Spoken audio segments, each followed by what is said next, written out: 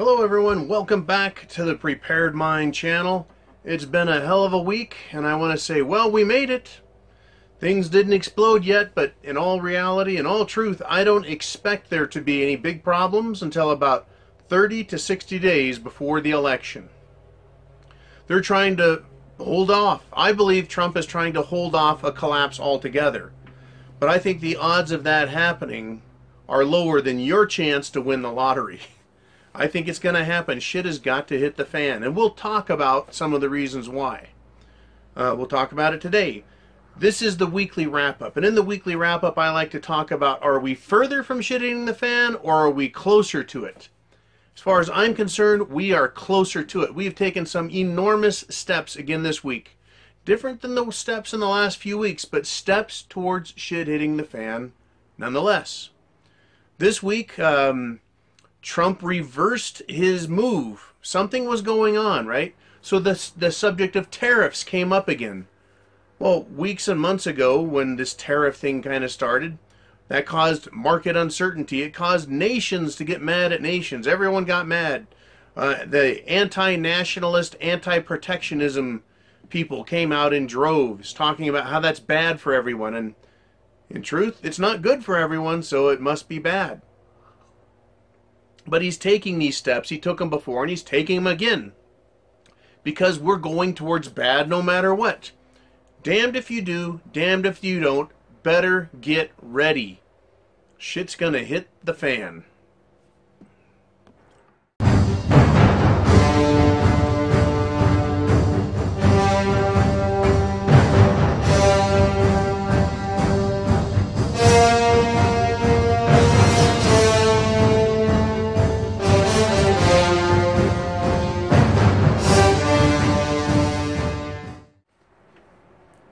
It's going to. I can't see any way around it. It's just, do we get shit hits the fan light or heavy? Well, that's a question for another day. Today is to talk about what happened this week. The weekly wrap-up. Trump started talking tariffs again. Well, what is going on? Well, the dollar over the last year and a half has been going down, down, down, down. Its ability to buy things, its value when compared to other currencies. Then, this week, especially, pow, dollar goes up a lot, fast. It almost appeared that maybe the rest of the world forgot to wake up. Crippling strength gains in the dollar. Now, someone might say, yeah, that's right, John, America rocks, America kicks ass. What does it say, though, about the rest of the world? What a scotch. What does it say about the rest of the world? That they suck. Wait a minute. I thought we sucked. Guess what, folks? We all suck. Every nation's currency sucks. They're based on debt. They're backed by nothing. There has been quantitative easing, otherwise known as hyperinflationary currency creation. We're just not seeing the hyperinflation part of it yet. So the dollar has had to rise in strength. Right? Because we were starting to suck too bad. Right? Now it was skyrocketing up and it's stalled now. Okay, it's stalled. Why? Because everyone else got pissed. Right? They can't figure out, these market and nation manipulators, how to raise bond prices and not bring the economy down by putting crippling higher interest rates in. But the interest rates are still at all-time lows, so how can they be crippling? Well, it's because there's not an economic engine. Why not? Well, it's because the bankers, right, are charging exorbitant amounts of usury. Not in the percentage rate itself, but in the fact of all the aggregate, all the accumulated debt. Money is just being sucked out of the economy. So what's it not doing? It's not circulating. It's not going in and out, in and out, in and out, creating, well, a taxable base for the government to make its money. But people are now holding on to cash. People and corporations. There is a my God, devastatingly, dastardly game being waged, being played. So, anyways, the dollar, it was rising and then it stalled. The bond market, it was up at 3.1%. 3.1%? That was what, the beginning of last week? It dropped like a fucking stone. Well, the bond prices dropping like a stone doesn't mean anything other than someone is buying the fuck out of bonds. First thing we need to look at, why do people buy bonds? They're a safe haven investment. Now, everything's safe? No, that means people are saying, well, under normal circumstances, that the world is a scary place. They're not sure what's going to happen. Shit, it's the fan. Economically. And they want to put their money someplace safe. So they're throwing their money into the bonds. Except there's not enough free currency out there to do this. There's not that much money. The bond buying has been being done by other nations and central banks around the world. So, but they're not telling us the truth, and they won't tell us the truth. Where is this money coming from to buy all the bonds to drive the bond rate down, which brings the interest rate down, which makes money more affordable so people can get more cash and try putting it back into the economy, except it's just not working. If this system had worked, we would have pulled out of the economic stall crash of '08 a lot faster without QE. If this idea, this mentality that they've been working on worked, it would have worked after 2001, the dot-com boom. If that type of thinking, that central banks and other nations could buy each other out of economic crisis, it would have worked for the Japanese in the 90s. But it hasn't. They just go further in debt, try making the debt payments. The banks lower the interest rate to make the just incredibly, galactically huge sums of debt appear manageable. But it's not. We're just in the wrong direction. Insolvency. Shit will hit the fan. But let's switch off of that for a little bit. Let's talk about Syria, Iran, Israel, terrorism, Muslims, Israelis. What the fuck is going on there? They can't decide if they want peace, if they want war. Right? America's kind of pulled back. Russia isn't saying a whole lot. We're looking like we're going to get into a conflict there. Now it's like, okay, clowns, you're on your own. What are you going to do? They don't know whether to fucking launch missiles at each other, break out the peace cake and the peace pipe and smoke a bowl. They don't know what the fuck to do. Launch some missiles, run around in circles, say they got somebody, deny everything. As far as I'm concerned, this is what's going to happen in the Middle East. They're fucking yo-yos. Back and forth, up and down. They don't know which way they're coming. Usually they got someone backing them. Russia, the U.S., somebody. Now it's like, hey, dickheads are on your own for a week. How do you like it? They can't make up their fucking mind. We can't get a straight story out of there.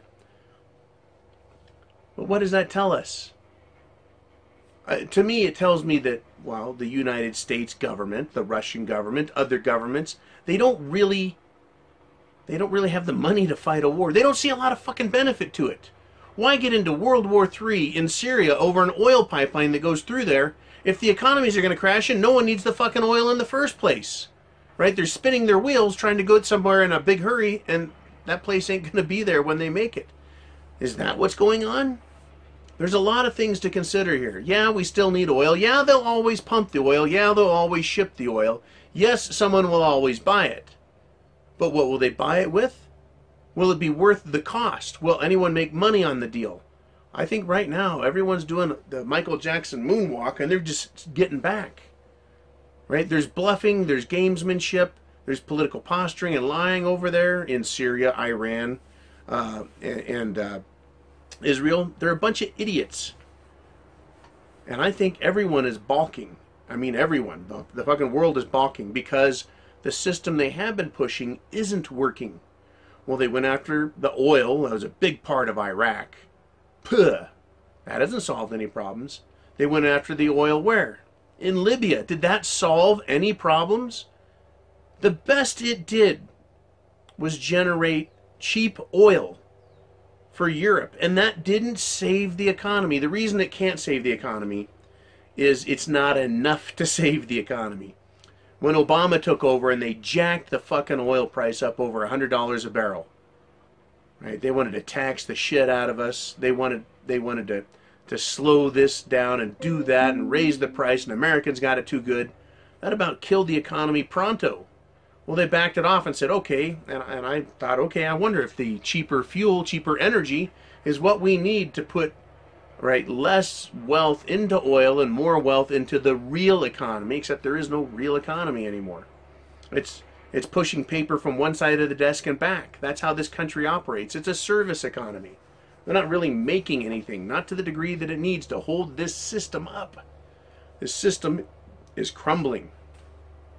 So all that oil they got is not enough. Maybe it helped a little, but it's not going to spare us the tragedy, the insane uncertainty, and I don't think that's an understatement, that's going to come when shit hits the fan. Right? And we'll talk about that a little bit here. But while we're right there, well, do we want to go there? Okay, we'll go back over there. Turkey. Turkey is a NATO participating country. They're part of the North Atlantic Treaty Organization. They're in this key place between Asia, Europe, Middle East. And it's kind of a gateway. It's really important. It's got a lot of resources. It's strategically placed. Military importance. Turkey's decided that they're basically going to go side with Russia. And they've been kind of waffling with this. They've been kind of flirting with the idea of moving over and playing with Russia. And it's interesting that Turkey's doing this now. So do they leave NATO? Or do they ally with Russia and get military weapons from them? You know, trade with them, but still maintain their military alliance with NATO, with Europe and the US. Well, they could, and it wouldn't be beyond the realm of possibility, based on history past, wars, that when everyone says, all right, it's time to start fighting each other, some people switch sides. Turkey could switch and go all the way to Russia. Turkey could switch back from Russia and go back over to the West. We just don't know. They don't know. It hasn't happened yet. But it could. You know, and certainly war seems inevitable, because when nations are broke, when their people are suffering, they need somebody else to blame. Because the people in charge, by golly, we can't hold them responsible. Hell no. So, you know, that's the Middle East plus Turkey for the time being, and it really could change next week. It could change totally next week. Next week it could be China in the South Seas. Next week could be North Korea again. But the key point for the weekly wrap-up is, it's not getting better. The problems are not fixing themselves. The people in charge don't provide real solutions. They're just kicking the fucking can down the road. But the road ends at a cliff where we just drop off. Shit hits the fan bad. Right? Well, let's get away from the international stuff, and we'll go back over to our domestic issues. Well, today it's spring again. Yesterday it was fall, the day before that it was summer, and last week it was winter. Right? I think it's getting warm. I think that's confusing all of the little Democrat guys, the little socialists, Antifa, communist types. People who are progressive liberals, that is, social Marxists, right? But they're going to start playing their game, and it started again. The race baiting. Right? I think Rosie O'Donnell said something about Planet of the Apes. I don't know how Planet of the Apes, this is for me personally, has anything to do with race baiting. Everything now, if you do anything, it's race baiting. Give me a fucking break. What did she said something about Valerie Jarrett? I didn't know she was black. I thought she was Iranian or something. I might not even be thinking about the correct person when they say Valerie Jarrett. I can't understand anymore. What about me? If I had the Heinz 57 mix going, like a lot of people do, you can't say a thing about any race because you might offend me. I just happen to look really white. That's my phenotype. But, people's genotypes, how can you know? So she said something about her, something about this, something about that. All of a sudden, she's gone. Well, in truth, we know that Roseanne Barr is gone because of her political persuasions. You can't be in the entertainment industry, which sides with socialism, if you're going to be something other than a socialist. So she blew it. in the fact that she tried being in business, having her political persuasion. But you could see right where they run right to race. Are you fucking kidding me? That's where we're at? That's where we're at now, is race again? Right? I don't care what color you are, what creed you are. If you're a fucking asshole, you're an asshole. If you're a communist, you're a communist and you're evil. I cannot think anywhere where there's a communist who wasn't an evil prick, or their programs and ideas didn't demonstrate their evil nature. As in, a communist wants peace. Their idea of peace is the absence of an enemy, meaning kill and fucking slaughter everyone. The Soviets and Stalin and Chairman Mao, as communists, made Hitler look like a third-string quarterback who just got out of arm surgery. Shit. I mean, Hitler killed a lot of people, no doubt. But the communists make him look like a rank fucking amateur. But they want to do race baiting? They want this to be about race? And then fabricate ways to make it about race? It's incredible to me. Incredible that this is where we're still at. And it's not just about race, because when you take Marxism and you use race, it's a division marker where you put people on one side or the other. And when you do economic warfare, not economic warfare, but rather class envy games, pitting the middle class against the poor, and pitting everyone against the rich, except the rich aren't really the super rich who are fucking things up and really benefiting. They're just people making, what, $300,000, $400,000, $1 million a year. A lot of those are business owners, people who provide jobs to other people. They're millionaires, yeah. You know, I mean, can you blame them? They've worked their ass off. But they're not the uber wealthy people who are the uber fucking problem, the Bill Gates of the world. And there's a lot of them.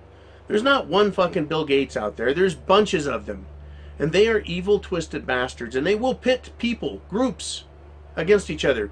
Does a conglomerate of billionaires really give a frog's fat ass about someone who makes $1 million a year? They're no respecter of anyone, regardless of wealth or race. They don't respect God or religion. They don't respect anyone because they themselves have determined that they must be worshipped. They must be worked for, worship. So this race baiting is social partisanship.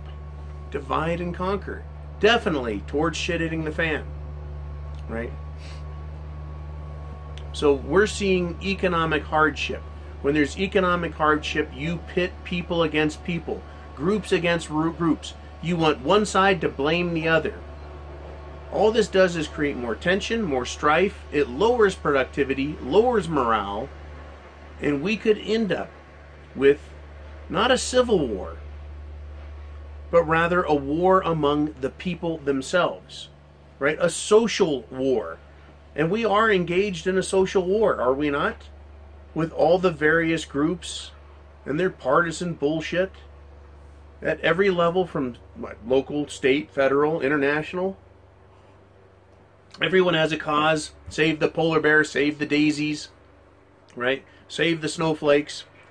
That's what's going on, right? And we're starting to see more evidence of it. Lower forms of government are being pitted against each other. It's the police against the blacks. It's the politician versus the people they're supposed to be serving. It's leading us to shit hitting the fan, in other words. We're getting a lot closer because we're not getting our problems solved. The bad guys aren't being held accountable. And I want to jump on that now. Looks like Sessions, right? Trump crapped all over him, and I think maybe it's real. Sessions is dragging his feet. Trey Gowdy, he's getting his ass reamed. Why? Because he's talked tough all these years, but he appears to be a fucking sellout. Surprise, surprise, surprise. Right? We can have hope that these fucking people will do their job. But it turns out, time after time, every one of them is compromised, is dirty, and is being manipulated and controlled either by bribes up front or extortion for their past transgressions, or for taking a bribe in the past. Oh, you took a bribe, now I'm going to extort you, you little fuck. Trey Gowdy not looking so good, is he? Everyone that was on the Gowdy mobile, right? And then I talk about Devin Nunes here in California. He appears to be doing his job right. He talks tough. He's pushing the FBI saying, if you don't do your fucking jobs, guess what? I'm going to hold you in contempt. Right? Cheers. Yeah. Is he going to actually do something? Are they going to actually arrest all of these pricks? We haven't seen it yet. People are starting to lose faith in the system. The system of law and order. The system of justice. The system of accountability and responsibility. Competency, for God's sake. All of these things are coming down. And when they come down, unfortunately, morale drops. When morale drops, people are more prone to fighting, arguing, bickering. You know, prosperity is at a standstill. If everything was great, if we were all making lots of money and paying off our debt and all buying fancy new Tesla cars, there'd be nothing to fight about. Except we're being taxed hard. The economy is not prospering. Shit is going to hit the fan. Right? We've got political issues. That causes fights. That leads to shit hits the fan. The government, what does it want? The government wants not less power, but more power. They want more employees. They want more equipment. They want more control. That's going to lead to shit hitting the fan, because as people become more desperate and more hurt, what do? They look at where the pressure and pain is coming from. They see it in Washington, right? But it's also at the state level and the local level. And it's at the state and local level where the most pressure put on us is. The threats from the IRS exist, right? There's all kinds of threats that exist, but we feel it locally, right? But government wants power. They want taxes, they want power, they want control. And that is nothing but more pressure. It is the unstoppable force and the immovable object. Which one gives? We don't know, but there's an incredible amount of pressure. It's like winding a spring. It's all latent energy, just tied up, tied up, tied up, tied up. It's latent, meaning it's there. You can't see it because no work is being done or no action is happening. But the pressure is there. That's this pressure that when it snaps, it's going to snap bad, right? So we got political problems, people problems, economic problems, government problems, terrorists. And this isn't really about fear porn, but this is talking about opportunists, right? If Hillary and her group need a terrorist to do something, they'll pay him. But terror itself, people that want to see the West destroyed, those are the terrorists I'm talking about. People that hate people like me and you, that have freedom and freedom of choice. They want power and control too. And they believe that in order to get there, they have to terrorize people, hurt and kill and maim them. They exist. They're what I like to call cocksuckers. They're assholes. All of these people are assholes. They're in the way. They're stopping good things from happening. And it only benefits the powers that be. The bankers. Even if the bankers were forced to give up their power and we said, hey, look, you get to go live in Antarctica. You can dig a nice cave down there and you can live. We're not going to arrest you or kill you, but just go away. They've done so much destruction that it's incredible. We're going to be paying for it for decades. But let's assume that that's where they're going to go, Antarctica to a cave. The longer they can forestall that or put it off, the powers that be, the better off they are, because they're just going to continue to steal and milk from the system, right? And again, it's going to take decades to pay that back. So when I say, shit's going to hit the fan, it is. I'm hoping it's going to be light. But no matter what, it's going to take decades to pay this back. So we could be in a prolonged, lightweight shit hitting the fan, right? Like the Great Depression. That was a shitstorm. Only it could be worse. Instead of 25% unemployment, it could be 40%. Or 60% unemployment. Can you imagine 6 out of 10 sitting around with their arms crossed, watching the other four work their asses off in order to pay for everything, it's not going to happen. It can't happen. Right? There's going to be people. There's going to be a culling. It has to happen. And to wrap this up, I'm going to talk about one last thing. Italy. You know, I've heard that Italy has already collapsed. They're insolvent. They're bankrupt. They've done so much damage that it's irreparable. It can't even be faked.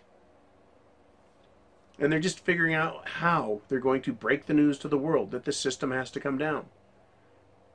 Just tonight, someone I consider to be a brilliant analyst said, you know, it looks like Germany is actually the one that's broke.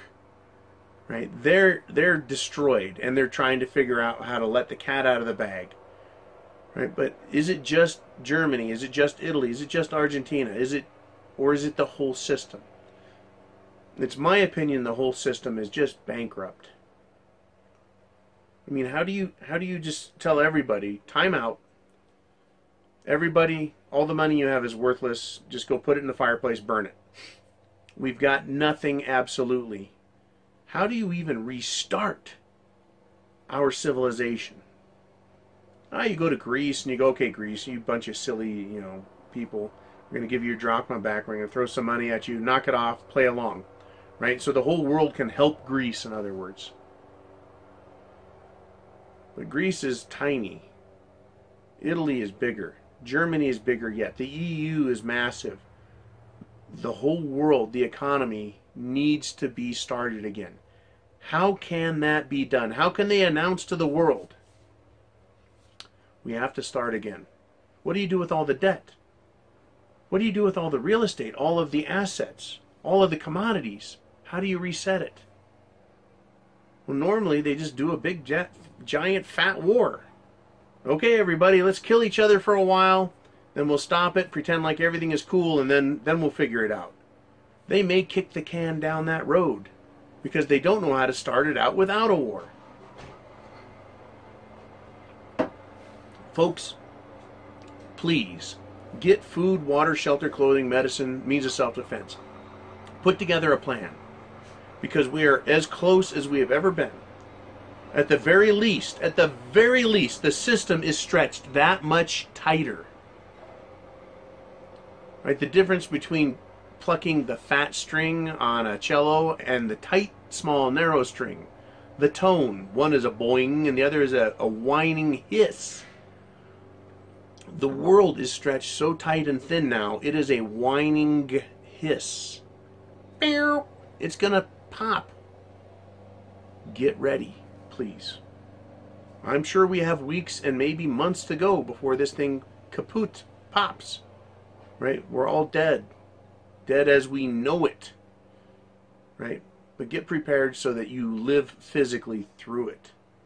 And we'll find out where it goes after that. But I really believe, I really do, that this fall we're going to see a lot of stuff happen. It has to. Trump needs to hold it up to win the election. The Democrats need the system to come down so they can blame him. You know, they're not going to get the war they want and then blame Trump. In order to blame Trump and say the war is a disaster, the war has to be started, has to be fought. Lots of people have to die. The press has to report on it. The news media has to convince the people that he's done a bad job. That takes too fucking long. They need Trump out now. They need control of the Congress so they can impeach him. They'll do anything they can, anything at all, to get him out of office. And if you think that means not fucking with the economy, not having a massive terror attack here, then you're most likely mistaken. On the other side, Trump is going to do everything he can to stop them from doing that. Pulling it tighter. Kicking the can down the road. Eventually it's going to come down on its own. Or it'll be synthetically or manufactured. But the end result of every one of these actions, including kicking the can down the road, is for shit to hit the fan. Get ready, folks. Thank you for watching. Thank you for supporting us here at The Prepared Mind. Lots of people helping. I appreciate everyone's help on this. There's a lot of research that's done, a lot of digging around, trying to understand. And I want to thank everybody for their help, their assistance, for support. and help other people that you know. Point them this way or to other prepper channels, other politics and economics channels, so they can understand where they're at, right? And we want to trick them into it. Say, hey, look, I saw some interesting information. Why don't you go find out for yourself? Take a look, right? Don't let them blame you for being a knucklehead, a crazy prepper guy. Let them blame me. Let them watch me. Let them watch others and say, those guys are crazy. Or, they just might wake up. They might say, I watched that guy or that girl or that team or that crew, and I saw something there that resonated. I'm going to start getting prepared. And hopefully there's enough time for them. But don't ever give up on everyone else, as hard as that is. Help them out. Steer them in the right direction. Right? And for yourself, get prepared, because chance favors the prepared mind. Is yours. Godspeed to all, and I'll talk to you again very soon.